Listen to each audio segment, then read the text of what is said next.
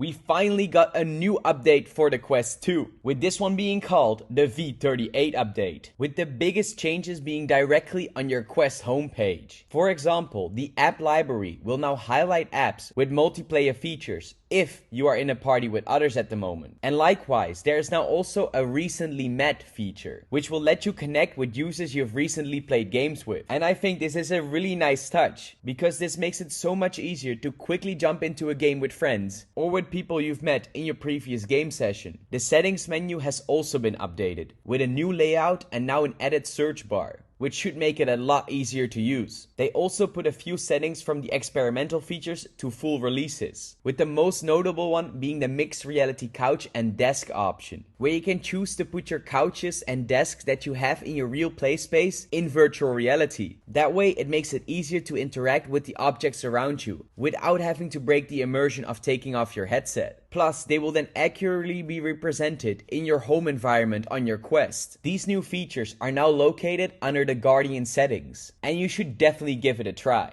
On top of that, the mixed reality tracked keyboards has also been moved from experimental features to full release, which lets people use their physical keyboards in VR, turning your Quest 2 into a full workstation. But keep in mind that only a select few keyboards are capable of doing this. But besides the settings, in this update, the Quest 2 also got improvements in its overall tracking system, although it was without any specific further details. Any improvement in the tracking system is always welcome. They also updated the headset's UI, where they replaced the Oculus logo with their new Meta logo. But all in all, this update seems to be very centered around social features, mostly trying to improve the experience within the Quest home, with the reason being that they are laying the groundwork for their eventual upgrade to what they call Horizon Home. And for those who might have missed it, Horizon Home was announced last year, and it is supposed to replace the now used Quest Home in the near future, which a lot of people have been waiting and asking for a long time. Because when you put on your VR headset, the first thing you see is your Quest home environment. But sadly, right now, it's only used as a quick way to access your games or apps, with a very small and limited way of personalizing your home environment. But that is all about to change with Horizon Home, which should be just as customizable as the Oculus Home from the Rift S. But it would also unlock the possibility for you to invite friends to your own VR space. And I think that could be exactly what we need in VR right now. This way you could create your own cool hideout where you can chill with your friends and from there on easily jump in together into some VR games. But we don't know when the launch date of Horizon Home will be. But with this update, we can clearly see that they are starting to roll out these features for the eventual upgrade in the near future. However, besides all these amazing updates, there were also a lot of problems, from missing apps to account issues. Meta themselves acknowledged that a Quest account issue has been popping up recently, which led to a lot of users being logged out of their headsets or others missing their library of apps entirely. Luckily, the majority of all these affected accounts have been fixed, but the company says it's still working on the remainder.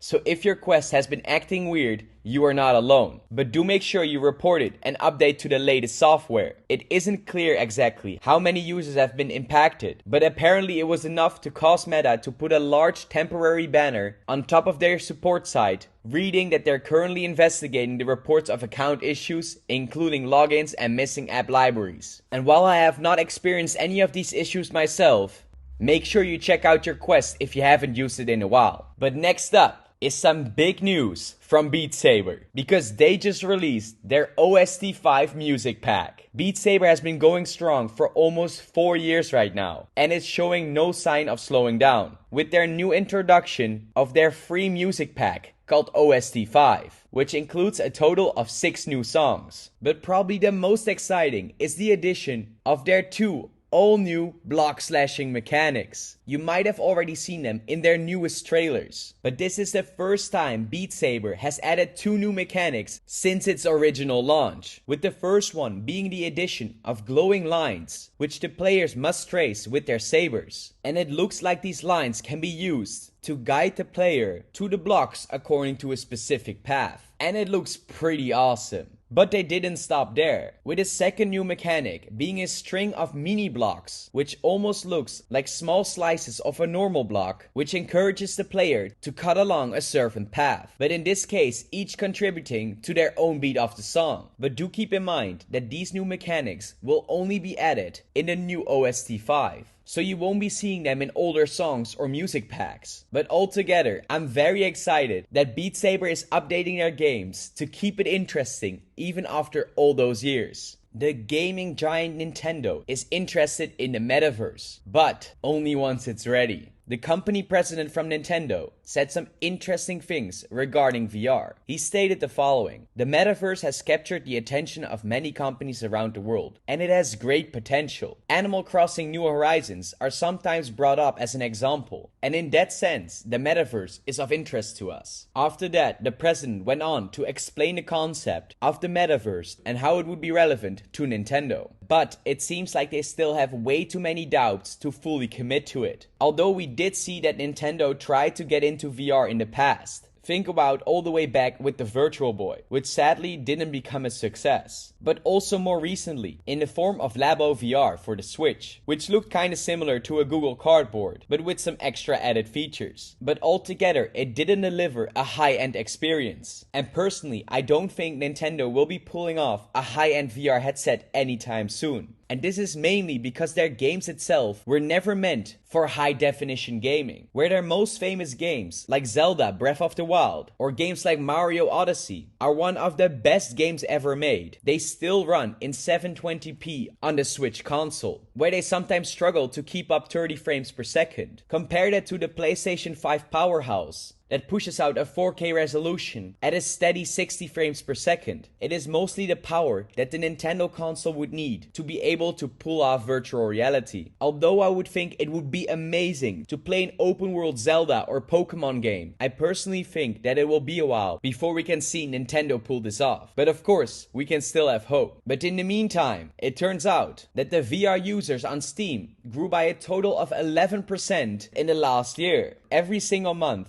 Steam does a hardware survey at where they look at which VR headsets are being used the most. And of course, the Quest 2 has been rocking it ever since it launched, but is now almost taking over the whole VR market, where Facebook now owns a total of 67.2% of all VR headsets, while HTC and Windows Mixed Reality are dropping drastically. This is only for PC VR usage. And while the Quest 2 is originally a standalone headset, this means that their actual market share is probably even bigger. Normally we cover these graphs every month and are happy to see the overall growth in VR, but I'm personally starting to worry a little when I look at how big the market share of Quest 2 is getting, with the only other company being the Valve Index, who has not declined over the past month. But we also know that this year, Meta is coming up with a new release called Project Cambria, while the rest of the competition from HTC, Valve, and Windows Mixed Reality have been very quiet and don't have any VR headsets that will be launched soon. I personally think it won't be long until Meta takes over the whole VR market. But let me know your thoughts about that in the comment section below.